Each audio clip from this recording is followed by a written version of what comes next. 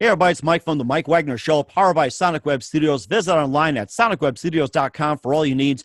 Looking for a professional website without breaking your budget? Sonic Web Studios is the answer. Sonic Web Studios offers fast, affordable custom web designs that blow the competition away. Call today at 1-800-303-3960. That's 1-800-303-3960. Or email to support@sonicwebstudios.com. Mention the Mike Wagner Show, get 10% off your first order. Sonic Web Studios. Take your image to the next. Also, the Mike Wagner Show can be heard on the TLB TV network. That's the Liberty Beacon TV network every Monday at noon. You can also check our Facebook page at facebook.com/the Mike Wagner Show. You can download and listen on SoundCloud, Spreaker, Spotify, iHeartRadio, and also watch the interview on YouTube as well. We're here once again with the great jazz guitarist out of New York City, the New Jersey area. He is a multi-award-winning composer. We've had him on before on the audio version, and he is back winning a few more awards. And as we were talking, he was just working on trying to expand his award room. You heard all the hammering and banging and sawing on the shelves and everything else. So it's like, and I think I hear a drill in the background. It's like, hey, we're trying to record here, guys. So put that down here. And he'll be going on tour in a little bit soon. And he's got a new album that's coming out as well, too, working on that.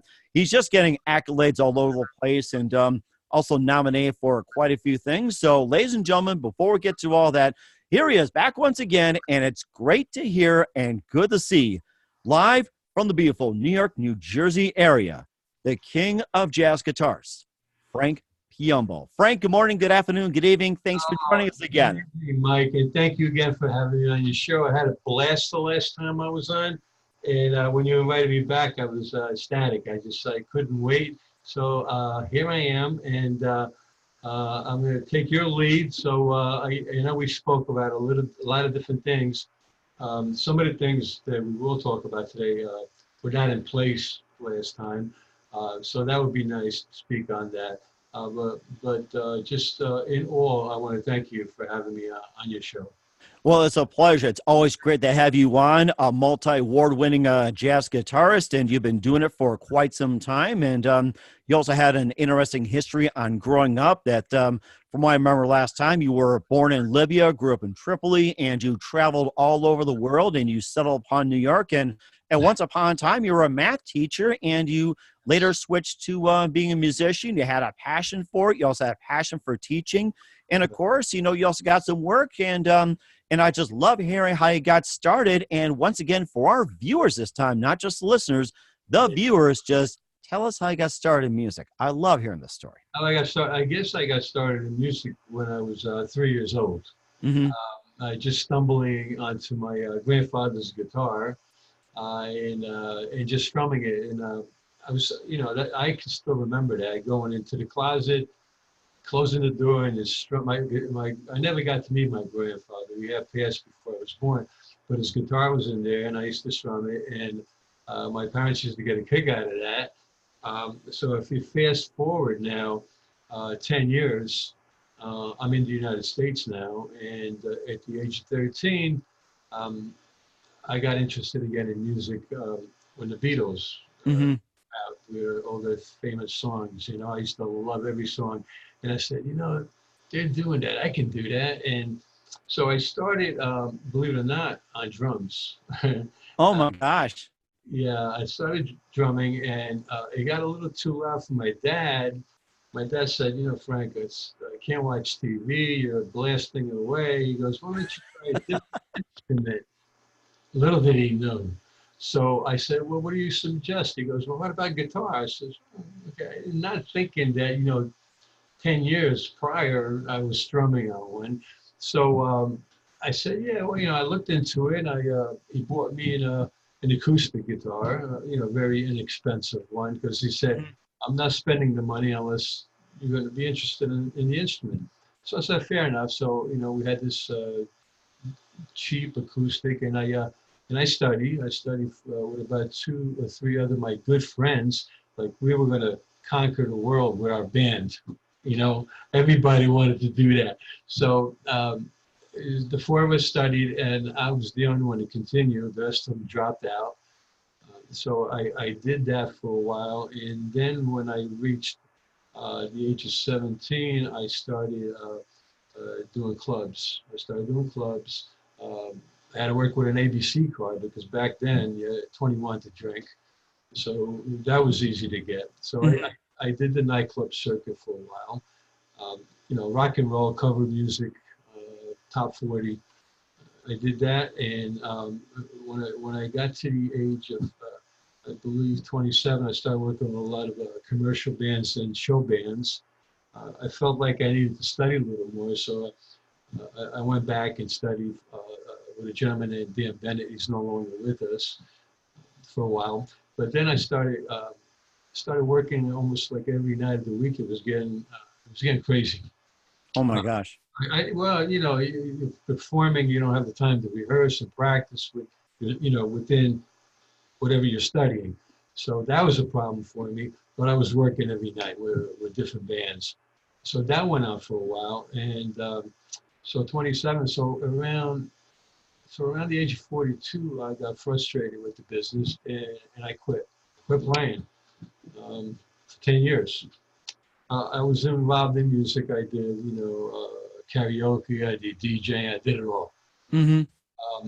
So when I turned 52, I said, something's missing in my life. And I knew what it was, but I wasn't happy with the way I played in the past. I just wasn't happy. I said, I'll go back and do it again, but I have to give myself a really great teacher because I want to start from scratch. So I did. I found a gentleman, his name is Sandy Renda. He's a good friend of me. He's my mentor now. That was willing to take me on, not the same time every week, but whenever he had an opening, stuff like that. Well, I studied. I still see him, but I was with him like 13 years. He opened up my eyes to jazz, theory, harmony. Because of him, I was able to sit down and write. So my first album, I wrote in 2010. It's called Smooth Reminiscence. And the first song that's on there that I was going to play for you later is Girl from Ipanema. That's on there. I covered that. Oh, that's a classic. I love to hear that. Right. So I'll be doing that. So I did. I recorded the album. I put it out. People weren't too crazy because it was more straight ahead jazz and it wasn't commercial enough. So I was getting kind of frustrated. So then I ran into some smooth jazz artists I became good friends with. One of them is Rod Williams. We collaborated on a song that made it real big. It's called As Smooth as It Gets. It's one of the biggest songs on my third album. Yes, it's about 6 minutes long. We do have a shorter version of it, but the extended mix is about 6 and change. That was a real good song. So I started to do some smooth jazz material. Okay. I had to try it really hard because it was a little difficult playing straight ahead jazz to change it around, but a little bit at a time, and I didn't want to completely change it. So like if you listen to my music, you can still hear some of the blues, some of the rock that I've played in my past lives. I keep saying past lives because I'm up there in age. It feels like I've lived it. It's just like many of us as well too. It's like trying to get back in the game and everything else, and before you get back to what you're talking about as well too, it made me think in that 10-year frame as well too. When you got back in the game at the age of 52, did you have to relearn the whole new technology, and how long did it take for you to catch on once again? It's just like riding a bike. You haven't rode a bike in 10 years. It's like as an example, how long did it take for you before you finally got the hang of it, and some of the old habits, what it is, just came right back to you? About well, when I went to Sandy, he said, "Where would you like to start?" I said, "From scratch." I said, "Like I'm just learning how to play right now." So I said, "Okay." So it took us, learning circles of fourths and fifths and this and that, modes and stuff. And, so I would say probably into the second year, I started to get a feel for it. And by the fifth year, I was just jamming away. It was just unbelievable. Nice. So, very nice. So I released my first album in 2010. My second one, Sleepwalk in 2013. No, 2011. I'm looking at the wall in my wall of fame up here. Yeah, so the year after, I put that one out, which was a combination of easy listening, some smooth jazz, but it was still, it wasn't where I went with the third album, was completely smooth jazz. And then the fourth one, Keep It Moving, is a combination. I believe I sent it to you. I don't know if you have it. I think I mailed it to you. The one it's called Keep It Moving. Yes, that's the one. That has some funk, that has some rhythm and blues. It has some smooth jazz, has some Latin. It's a mixture. So it's got a little bit of everything. It's just about where I wanted to go and where I'm going now.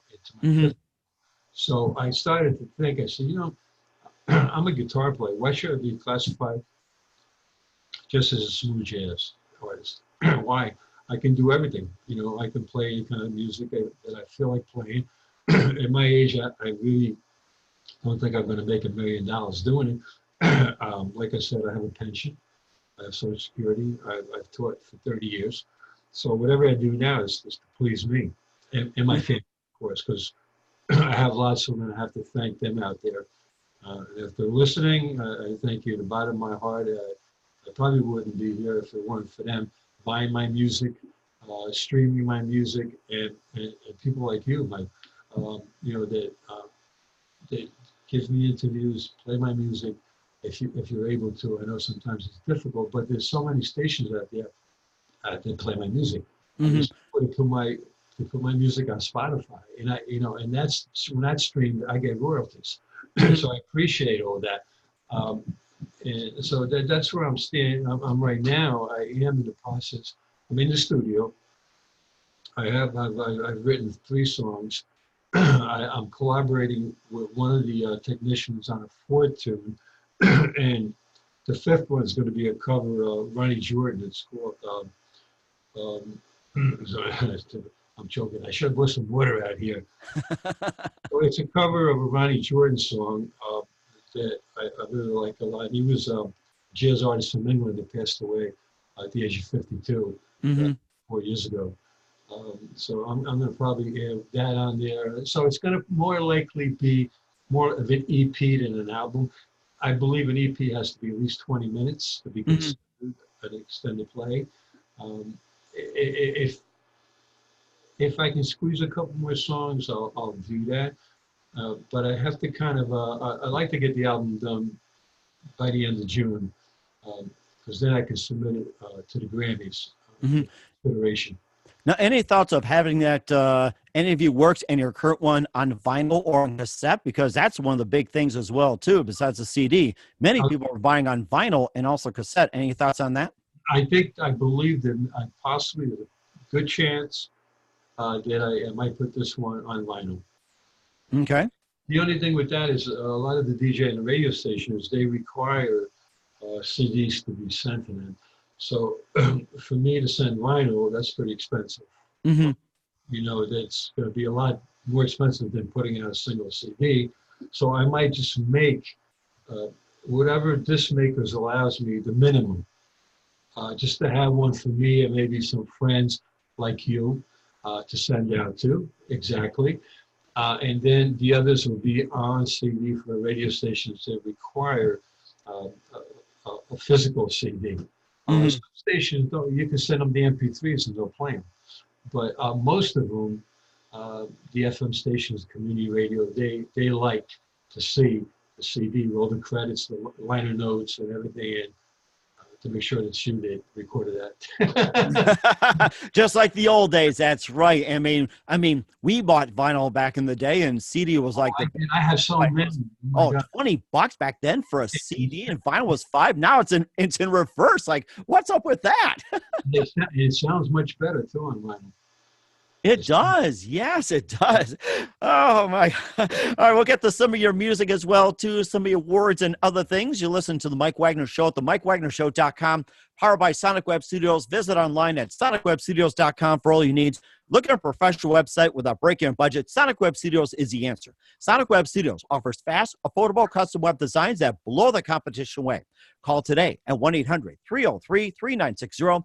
That's 1-800-303-3960. Or email to support@sonicwebstudios.com. Mention the Mike Wagner Show. Get 10% off your first order. Sonic Web Studios. Take your image to next level.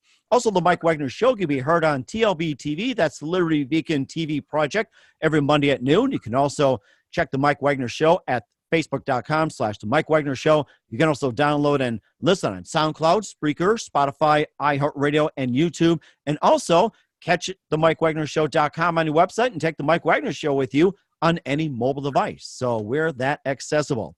We're here with a legendary jazz guitarist from the East Coast, New York, New Jersey area, Frank Piombo, multi-award winning guitarist and composer, and a great story about him being a musician, making a comeback, and he's got some releases as well, too, and how he got involved and everything else. Just a great story. And also, before we get to some of your songs, I understand you brought a little something with us to play as well. You want me to play the first song, or? If you like, yes. So, just either, from one of your songs as well, too, one of your albums, or maybe just a sneak from your upcoming. Yeah, well, the upcoming, we're still in the studio, haven't been mixed and mastered, so I can't talk about those right now because we want to finish product, but you'll be the first one to get that. Amazing. You will be the first one, I promise that. Okay. There's a lot of things going on, but this first song,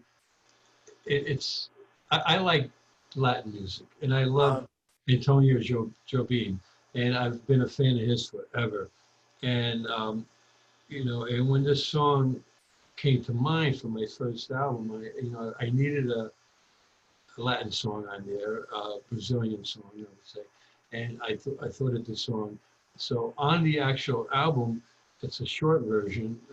It's only maybe like 3 minutes and change. Very short. I don't know why I did it so short. So then what I started to do is when I was doing a lot of, not playing with the band, but myself, I was doing a lot of single in restaurants and clubs by myself with tracks. I did that for a while. I had to have a repertoire. So a lot of it, Carlos Antonio Jobim's music. I started doing those. But the one that really caught my ear was The Girl from Ipanema. I just loved it so much, Mm-hmm. I said, let me lay it down. So what I like to do is maybe play just a short version of it until you get tired or I get tired. Me get tired? Never. Not with you, Frank. Never get tired. Well, let me see if I can get, can you hear that? Yes. Can you hear it? Okay. Yep, I can hear it. I'll put the music on and I'll play for you and just a little bit, and then we can talk about it. So here we go. Great. You hear it? Mm-hmm.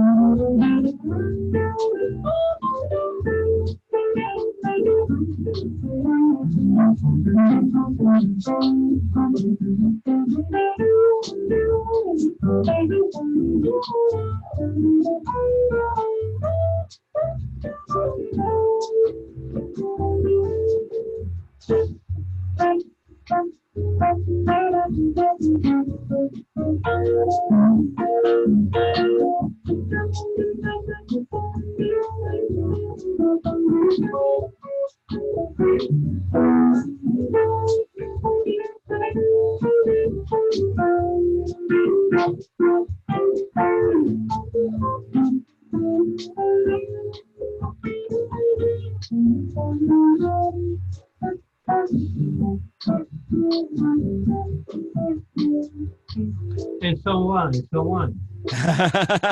Fantastic! I love it. I was about to have a rum and coke, and Yeah, do it for me, do it for me. So that's basically. Let me get this out of your way because it should be. Let me get you up here. I love it. I love it. That was fantastic. How do I get you on the big screen? Like I minimized you. Let's see. Okay. I'm trying to figure out myself here. So let's see. If I try this up, I'm going to shrink here. So yeah, I think you would probably have to. I got it. You got it. Okay. Okay. Go ahead. Go ahead. No, I'm saying so that was one of my favorite songs of all time. As far as Brazilian music goes. So I put it on Smooth Reminiscence on that album, and it's a different version that I did now, but you never do the same thing twice. I think once Frank Zappa was interviewed, and they said to him, "Do you play your solos the same every time?" He goes, "If you do, you're not a musician," because true. As you're playing live, you feel different things. So if you're memorizing a solo, that's like a machine. It has to go. So that's the way I operate. Whenever I'm on stage, the melody lines will be the same, but the solos are not going to be exactly the same. Unless I write them like that and I play them back there. I just don't feel right about that. So, but this particular track is the one that I use when I work by myself. When I work with the band, then we do a different arrangement and so forth. That was amazing too. And you talked about having Latin as an influence as well too. And name some of the other artists involving the Latin genre as well too that you're also influenced by. Well, Tito Puente is one of my favorite. Oh, he's awesome. Tito Puente was just unbelievable. The percussionist that he was, just unbelievable. Mark Anthony is one of my favorite artists. I love his music. All those people. And recently, there's an artist from the Dominican called Romeo Santos. I don't know if you ever heard of him. My good friend is his music director. And, nice. He sells out Madison Square Garden, and his is more like I think it's bachata. I don't know. It's a different type of dance than a tango or some of the Latin music. But I get the feel for Latin music. I just love it. And you can hear it in some of my music, and I think one of the tracks that's coming on the album is going to have that feel. So, I might have Latin blood in me. I don't know.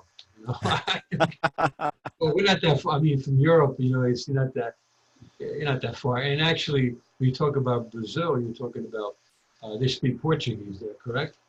I do believe so. Yes, I think there's some of that, and I think there's also quite a few others. Right now, it's not registering at this point, and I'm sure later on or even after the interview, it'll click. It's been known to happen. It's like, should I have said this or I forgot to say that? But it's totally understandable. It's like, yeah. It's funny because the girl from Ipanema has sung. I'm not sure the lady's name, but she sings it in a Brazilian, but it's Portuguese. So when you listen to it, it's just so romantic, And then I've heard it done in English, and it's just, even Frank Sinatra did that song. I don't know if you know that. He recorded it, so it's a great song. But so that was on the first album, and I was very proud of that because being your first album, that was my first baby. It was 2010, so it's going on Wow, I can't believe time is just flying by. And it's amazing too. You talked about your first album, and what was the response that you get? How many sales did you get? And did you see an increase in sales in your next album and your next album and your next album? Yeah, as I went on, it got better and better because my name got out there, and from being on different social medias, Reverb Nation helps a lot. Spotify helps a lot. Instagram, Facebook, all those social medias, they help a lot. And then not only that, I'm also advertised in a lot of the music corporations that endorse me, and I endorse them. So I'm on their website, so people get to see me and they're interested. The name, see what is Frank's doing. If you Google my name, all my music stuff comes up, all of it. So if you're interested, I get just extremely lots of streaming going on all the time. It doesn't pay much, but I get a lot of streaming. And as far as CDs go, you do better selling them at live shows than you are on any, like Amazon or iTunes or some of those places that you can CD Baby. I think you're better off as an independent artist like myself. So when you're playing live, then they go a lot quicker. And to be honest with you, when I print CDs, I only make 100, and those 100 they go for promotional to radio stations. I don't keep them, give them away. So anybody that usually buys my stuff after that has got to buy them on one of the either CD Baby, iTunes, Amazon, until they run out of the hard copies. Then they get in touch with me. Frank, send us another 5 or 10, or they can just upload the whole digital album. It's a lot cheaper. And today nobody's really playing CDs in their cars. They have a little iPod. They plug it in, or they plug their radio in and play music. Or simply playing the smartphones like this one too. It's like, I've got some tunes on there, and my vehicles aren't at a point where you just plug in a USB into your port as well too, and have your music blaring on all 4, 6, 8 speakers, whatever you have. But we already have that technology, but mine are a little bit older as well too. So it's like, still have the CD, but then if I want to hear, I just like to just put it right to my ear while I drive. So I don't know if that's safe, but there's always ways around it. You're right. It's just amazing. I mean, there's music just about everywhere you want to get it. And the thing is, it's got to be promoted. A couple of years ago, I hired a gentleman from out in LA to promote my Keep It Moving album. And because of that promotion, I was able to get on some really fantastic online magazines, jazz magazines, that they wrote up reviews on my album, as well as print out a lot of the things that are going on in my career and stuff. So that sort of helped. But how often can you put out that kind of money to do that? Because it wasn't cheap, but it was worth it for me for that particular album, because I had 2 of the songs on that album on the 60th for your consideration Grammy voting ballot. So it was out there, which was great because the Academy recognized my music, and for them to do that, it's got to be decent. You know what I'm saying? It didn't get a nomination because I was like the new kid on the block, and not only that, it gets political. A lot of the major record companies, they'll put out like blasts on their artists, emails galore, and people just go to that and they vote for those artists. So do you stand a chance of it? I think today you might stand a better chance than maybe 10, 15 years ago. It's not as political as it used to be now, because a lot of the independent artists are starting to pop out, and a lot of them are excellent, but a lot of them refuse to be on major labels. They'll turn them down. They'll work on their own or with an independent record label, such as where I work with. There's a company out of New Jersey called Bongo Boy Records. And they released 3 compilation albums. Each one of them has one of my songs on it.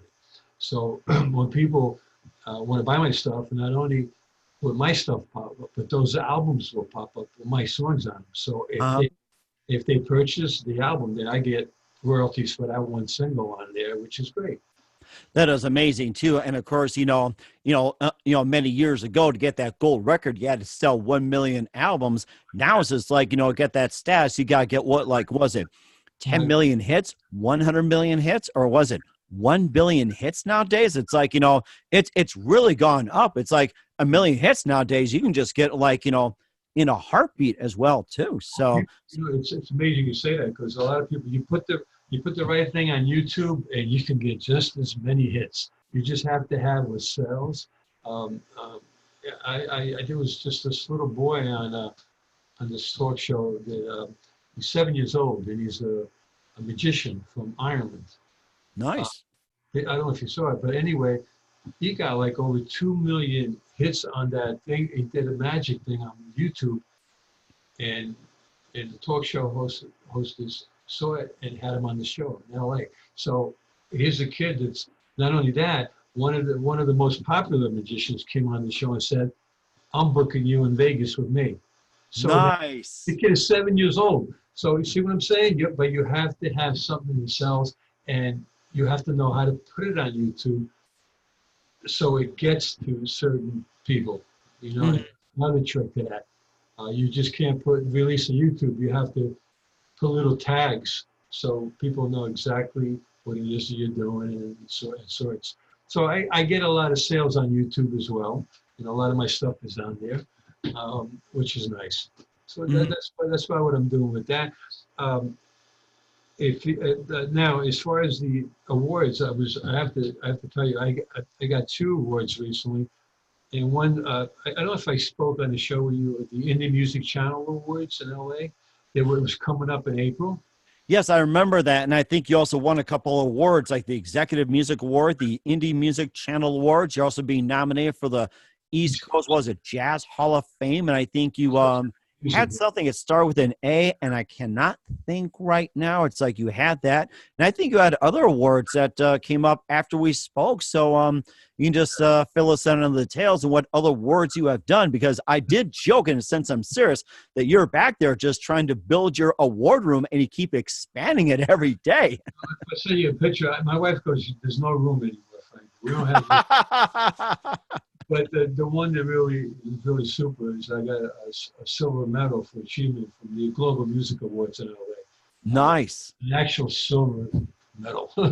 And I've got another for radio play from the Indie Music Awards.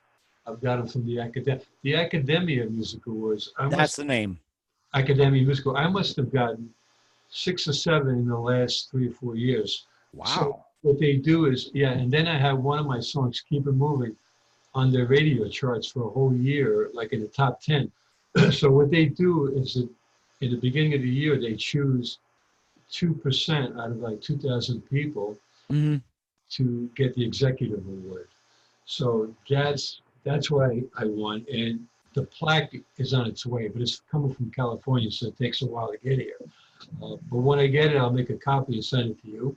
So that's a great award, because it's not just about a single, it's about my whole career. Its executive award is about making a connection, artistic and commercial success. So that's what they look at. That is amazing. It sounds like everything you put all together and an award. And also the thing about the silver award as well, too. Just do everybody a favor. Just because silver prices are high, don't sell it. Don't sell it. Well, I was going for the gold, but I made it. They have bronze, silver. It's like the Olympics, So I got the silver one, but I'm happy with that. But no need that actually won for 2 albums, not just one. Nice. They won for the Night Speaks, which is my 3rd album. The movie. So that covers 2 albums, not just one, which is really great. Wow. A double silver. That's interesting. Yeah, that's what that is, a double silver. So the other thing is that the Indie Music Awards, I got it for Best Jazz Artist for Breezin', the song Breezin', which it's a George Benson cover, which is on my Sleepwalk album. And I got it for Best Jazz Instrumentalist for another one of my songs called Easin' Up, which is a remix of a song I did on my first album, and it won. So anyway, but I submitted 6 songs. They got nominated and 2 won, which is great. That's fine. You know, Nice. I think to me, it's more, the less the better than having a whole bunch. I remember one time I went out to that award in LA. I usually go. This year I wasn't feeling well, so I just didn't go out there. And they had it at the Grammy Museum, which would have been really nice. One person won 20 awards that night, and I'm saying to myself, man, I mean, and he had to take home like 20 different. I don't know how he got him on the plane. So, and I won 2, and I was ecstatic. I'm going, this is great. You know, I mean, 2 to me means more than 20. It means so much more. And some people don't realize that, but it does, you know? Mm-hmm. So, And what were his thoughts about winning, like, 20 of those awards? Was it like, a big thing to him, or is this like just another day at the office? I mean, what was it like to him, though? I couldn't figure it out. He was popping one after the next. I'm going, well, somebody like, and he had a great album, man. So, God bless him.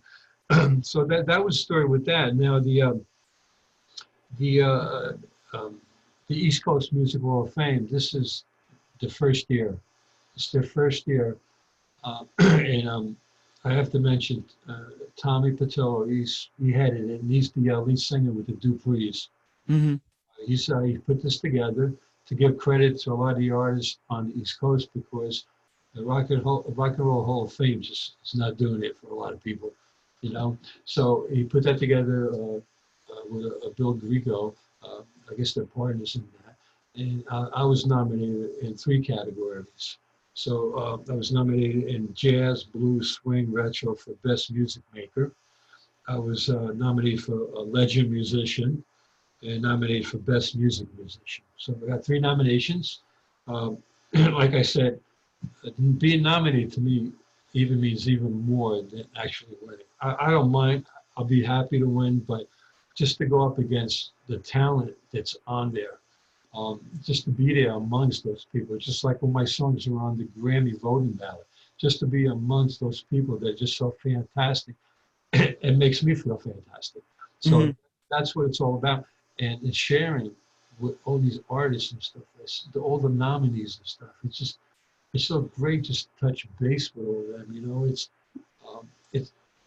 we're just like a little bit of grain in this big world that we live in, you know. And sometimes it's great just to get those little bit of grains together and make a little molehill, you know. It's just like, or a dune, you know, a sand dune, to build it out of all this talent. That's the way I think, you know. I just, it's very touchy to me. So the East Coast Music Fest, actually, I have my shirt on. Let me move up. That is nice. I would love to get a hold of one of those one day. It's like in a different sense too. It's like, that is an amazing shirt. That's so amazing. What size do you wear? I actually wear, depending upon the shirt, I can do a medium or large. So, it's just like, myself, it's like, I'm not that big. I'll stand up right now. It's like, I'm not that big of a person, to be honest with you. It's like, I can fit one of those. I got extra large. It's a little bit big on me. I wear large. So you think medium is good? You see this material, I don't know if it'll shrink when you wash it. I just want to know if they're 100% cotton or anything like that. If it's 100% cotton, I'll go large. But if it's a mix, like a 50-50, whatever it is, 75-25, whatever it is, and, medium, it's just like, it all depends upon the manufacturer. It's like, I have large shirts that fit like a medium, and I have medium shirts that fit like a large. So it's like, I'm one of those people, like, you kind of flex. That's the whole thing. And that's why we're pretty much unique in a way. It's like unique what you're doing, unique what I'm doing, and to the viewer and listeners, unique in what they're doing. It's just amazing. Yeah, I think you probably fit in the medium. How tall are you? Oh my gosh. Let's see. Here I am. Let's see. I'm trying to think. Oh my gosh. I'm live. Okay. I'm trying to think. I'm kidding. Are you over 60? I think, you know what? I'm thinking about it. I'm 5'8". I'm not lying. I'm 5'8". You probably wear a medium. Yep. I think so too. It's like, I thought large was a big thing, but then it's like, a little too large. And then I just give them my kids who suddenly gotten taller than me. And one kid is getting bigger and stronger than me. So it's like, go figure. Okay. So I have a suggestion. am me on Facebook. Everything you talked about, cotton and all that stuff, then I'll look into it because I can't turn this over and look at the tag right now. Oh, of course not. No, Of course not. no, I'll check it out and I'll get a shirt out to you. And send me your mailing address. Will do. Okay. You want black or white? Let's go with the black. My wife loves me in black because, after all, one of my favorites is Johnny Cash. He is the man in black. He's one of my influences. My God, isn't that amazing? Johnny Cash, yes. You know, people took him for granted, but what a talent, I swear. And Oh, entertainer. Let me tell you this, too. It's just like, he went through a really dull blah period in the 80s when he was kicked off Columbia, and he was on with the Bear and a few others on Mercury, and then Mercury kicked him after 3 albums, and he was back on Columbia for a little bit, then went on some independent, and before he died, he became a legend once again, thanks to Rick Rubin. So people like that just have their up and down phases as well, too. But I still remember Johnny Cash. It's like, I had regret not going to see him in concert while my sisters went to see him. It was a 2,000-seat theater with just maybe less than 1,000. He still put on a good show. I'm like, oh my gosh, why did I not go see him earlier? Okay. Hey, listen, can I plug the recording studio that I'm working with? Oh, absolutely, yeah. So get yourself tuned up, and we'll go ahead and plug your recording studio. Maybe play a tune or two. You listen to the Mike Wagner Show at the MikeWagnerShow.com, powered by Sonic Web Studios, and you can tune, by the way. Powered by Sonic Web Studios, the Mike Wagner Show. Visit us online at sonicwebstudios.com for all your needs. Look at a professional website without breaking your budget. Sonic Web Studios is the answer. Sonic Web Studios offers fast, affordable custom web designs that blow the competition away. Call today at 1-800-303-3960. That's 1-800-303-3960. Or email to support@sonicwebstudios.com.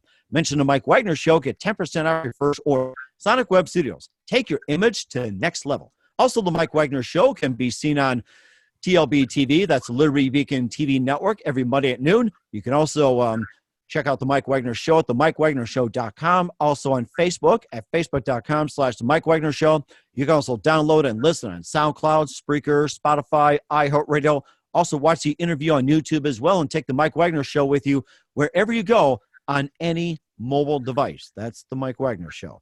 We're here with East Coast legend, New York, New Jersey, Frank Piombo. We've been talking a lot of things about his upcoming release, his previous releases, which has gotten a lot of great recognition, won a lot of awards, multi-award winning, and he's being considered for the East Coast Music Hall of Fame. We talked a lot about that, very passionate about it, and play with a number of people, and also talked about some of his songs. And speaking of songs, you got yourself all set up, and go ahead and tell us what you're going to play next. Okay, before I do that, I just want to say the East Coast Music Hall of Fame extravaganza is on June 5th in the Wildwoods in New Jersey Convention Center. Okay. If anybody wants tickets, you can get in touch with me, or you can go on their site. They have a website, East Coast Music Hall of Fame, where you can buy your tickets to attend the extravaganza. All right, that's great. So you can just give them the information again. So so I guess you got something ready to go here. So I'm looking forward to, again, I got my rum and Coke this time, and looking forward to what you got. This one you can get. This is a Latin feel. It's called Middle of the Night, and that's on my 3rd album. So let me cue it up here.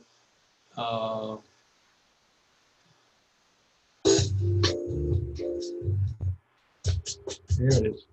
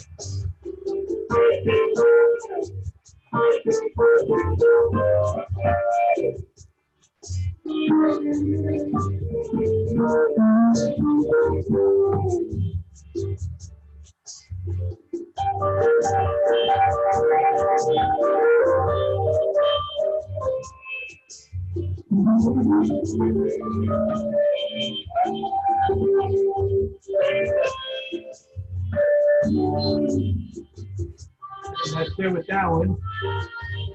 I love it. I love it. And that's it with that one. So that's cool, middle of the night. And I was inspired with that. I started off with playing a few notes, and I'm like,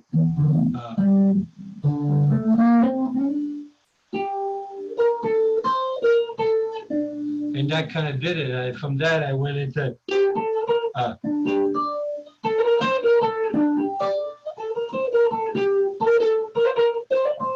so and that progressed into that Latin song. And the gentleman that played the trumpet on this, a trumpet solo on later on, in that Sam Hankins, he's from Chicago, Illinois. Oh, nice. Yes, a hell of a trumpet player, a good friend of mine. And he did the track and sent it to me, and then we added it on, and the rest is history. Just a great song.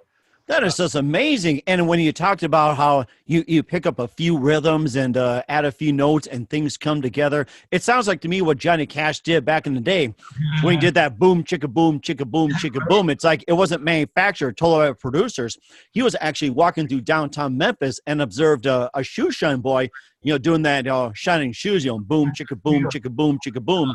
And then he implemented it, and David Byrne from the Talking Heads inspired his beats from factories at many factories all over the world in the industrial sector and everything else. And also some other sounds you pick up even from, back in the Motown day where they use different riffs being used in just so many different songs. So, that's what it sounds like to me, if I'm correct. So, that's what it sounds like. You just take a few and then you just build off of it. Yeah, that's what we did. Just take a little piece and just build around it. And just like he did with that. And like I said, that you can hear already you heard two songs and they sound different from each other. So this one I wrote, unfortunately, I wish I had written Girl from Ipanema, but I didn't. But this was one of my original compositions, one that I was really proud of, and it's still getting a lot of attention. It's one of the biggest songs that's streamed. It's unbelievable.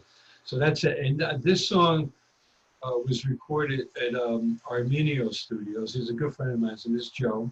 He's got his own orchestra. Him and his wife, Darlene, they do shows all over the country. They just got nominated also to the East Coast Hall of Fame. So Joe Armenio and Tom Jacobson are the two technicians that I work with. And not only do they record me, they help me to produce, arrange, and mix it and master at the end. So I have to mention them because they've been a great help. And Joe, if you're listening out there, you're the best. And Tom. Send them our love, that's right. Yeah, that was it with that. So would you like me to play another one? Absolutely. Let's hear one more time for all our viewers and listeners out there and for all the fans of the great Frank Piombo. So let's go ahead and have another one. I'm looking forward to it. Yeah, this one is Rush Hour Funk, and it's on my new album. And I was inspired to write this one when I was in LA on one of their highways there. Have you ever driven on the highways in Los Angeles? Have you ever driven on there? They're bumper to bumper. It takes you. You're talking Los Angeles. I was last there in 1978 with family, being 14 years old, if it gives you an idea. I sound pretty dated, but, being on bumper to bumper traffic is definitely no fun. But then when you're in Tijuana, Mexico, trying to get back, just barely getting over to San Diego, and from the San Diego Zoo and SeaWorld over to Tijuana was easy, but getting in, it's like nobody cried about or complained. They opened up and just had a party. They brought pickups, brought the grills, and had parties, played music, and some had the mucho cerveza, and they went around and were selling. So it's like we actually enjoy being in Bump in the Bumper. It's like have conversations, just have some drinks, just have some fun. You're gonna be on the freeway for a while. With this song, I was in a funk because I was caught in rush hour. I got depressed because I had to be at an award ceremony and I was running late. Ooh. Because the Uber guy could only go so fast if you're in traffic. Mm-hmm. So I sat there and I go, geez, rush hour, I'm in a funk. I said, you know what? That's a song. I went home and I played around with a few notes. So it went something like this.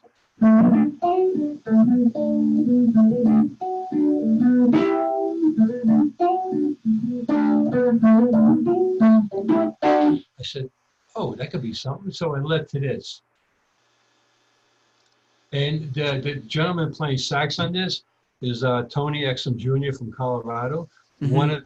One of the most wonderful individuals and excellent saxophone horn player that you could ever possibly work with. I just lucked out having him. So here we go. No, wrong song. Try again. What's the one?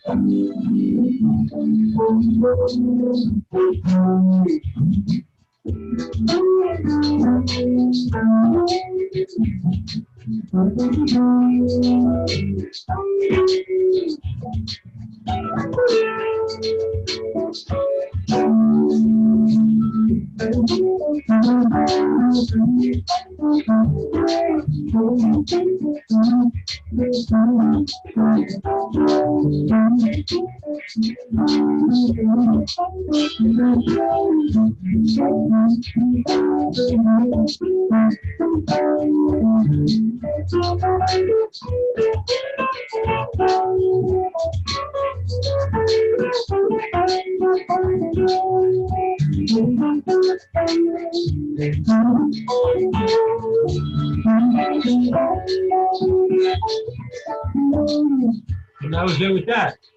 That is amazing. I love it. Makes me want to go on Rush Hour in LA and play that song. That is amazing. I love it. Yeah, so that one is doing really fantastic just about everywhere. That's probably, you know what it is? It's we added horns on there, and I think those horns just brought it over the top. You know, just hearing those horns, like just almost like you're hearing. Did you hear the horns? You didn't hear this part. I left it out. You have to hear this. This is the actual. I don't know if you can hear the car beeping their horns.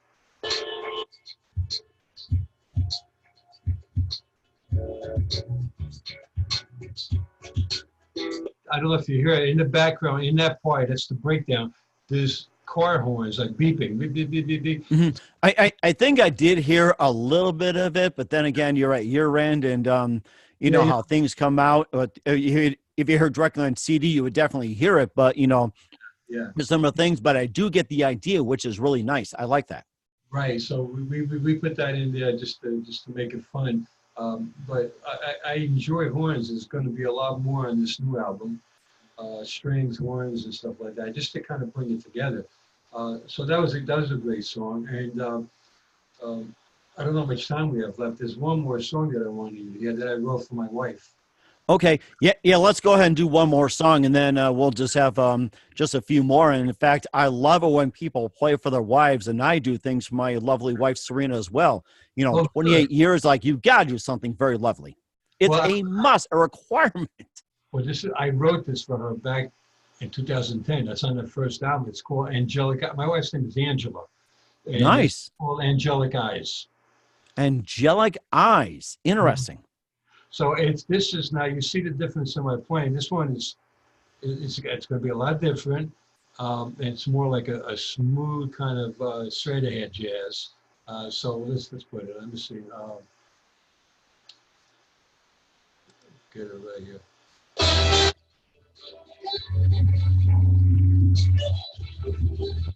1, 2, 1, 2, 3, 4.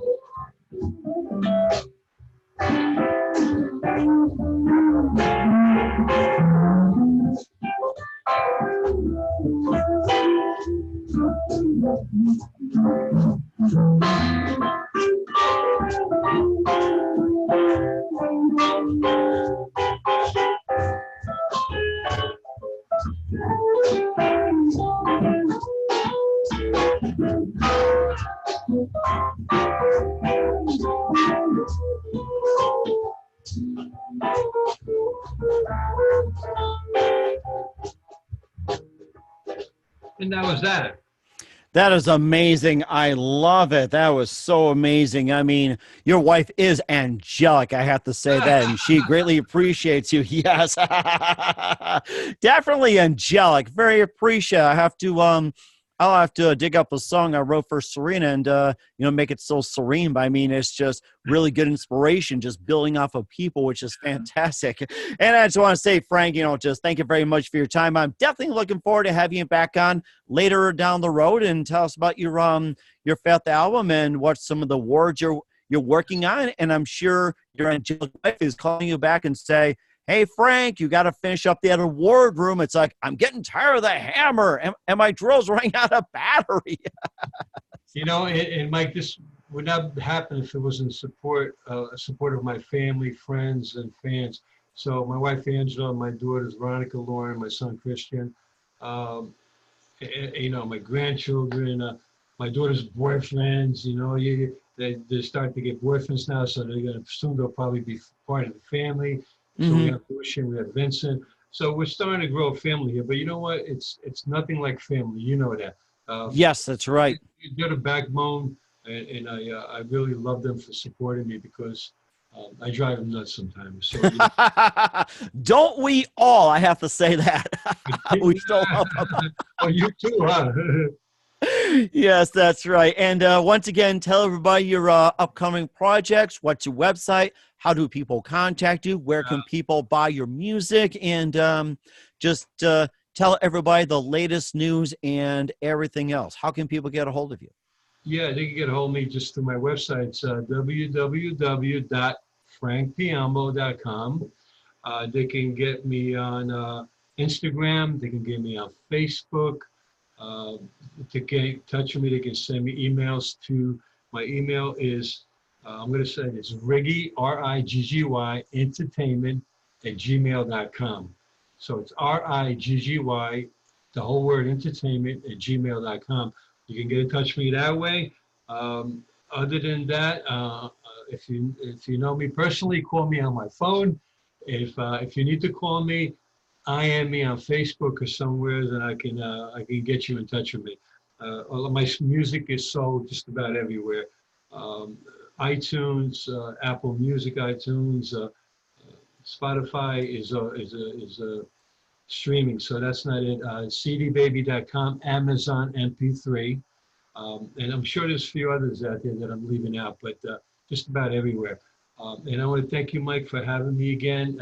It's so pleasant. It's so easy to talk to you, and and thank you so much, and God bless you. And you too, Frank. Thank you very much for your time. You're always a charm to chat with. And if you ever need anything from me, feel free to contact me. I mean, you can connect me on here. You can connect me on the iPad. And of course, we're speaking from laptop, and of course, desktop. It may be archaic, but still a great way. And any device possible. It's like, anytime, love to have you back on again. And just do everybody a favor, including yours truly, keep us updated. We love hearing from you. One more time, I didn't hear that. No, I said keep us updated to what's happening. And yes, I will. And also to remind you, please IM me all the information. I'll get that shirt to you. Sounds great. Okay, thank you very much, Frank. We'll talk to you again soon. Mike Wagner from the Mike Wagner Show. Thanks for watching. We will have you on again soon, and you guys have a great night. Bye-bye now. Thank you. Good night.